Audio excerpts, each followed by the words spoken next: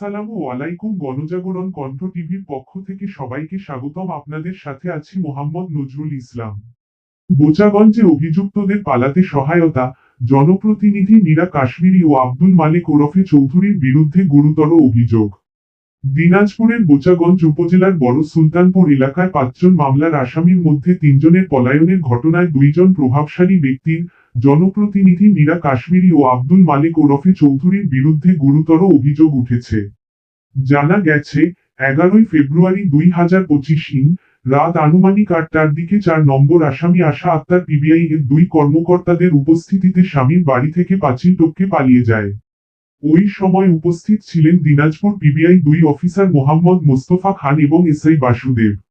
অভিযোগ রয়েছে, তার কিছু দিন পরে আসামি মীরা কাশ্মীরি ও আব্দুল মালেক ওরফে চৌধুরী কেবল পলায়নে সহযোগিতা করেননি, তারা ভুক্তভোগী বাদীর বিরুদ্ধেও মুঠোফোনে দিনাজপুর পিবিআই পুলিশের কাছে বিভিন্নভাবে মিথ্যাচার করে প্রভাব বিস্তার করেন। উল্লেখযোগ্য যে, এই ঘটনাসহ অন্যান্য অভিযোগের ভিত্তিতে দায়ের করা ২৪৩ নম্বর মামলার ৫ জন আসামির মধ্যে রয়েছেন: ১. মোহাম্মদ লাইসুর রহমান, ২.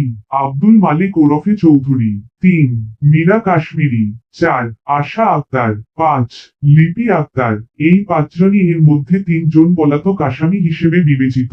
বোচাগঞ্জ থানার মামলা নং ৪-২৩। দিনাজপুর কোর্ট বিচার ফাইল নং ১২৯-২৩। দিনাজপুর নির্বাহী কোর্ট মামলা নং ৯২P23। মামলা তুলে নেওয়ার হুমকি দিয়ে বাদীর ২ শিশুর কন্যাকে অপহরণ করে আসামিরা, যার কোতোয়ালি থানার জিডি নং ২১৯৫-২৪। বোচাগঞ্জ থানার জিডি নং ৩৩৩-২৪। দিনাজপুর কোর্ট সিআর নং ৯০১-২৪। দিনাজপুর কোর্ট সিআর নং ২৫৪-২৪।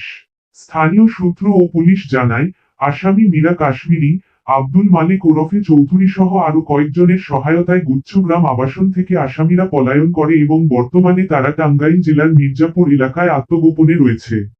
আইন শৃঙ্খলা রক্ষাকারী বাহিনী আধুনিক প্রযুক্তির সহায়তায় তাদের গ্রেপ্তারে অভিযান চালাচ্ছে।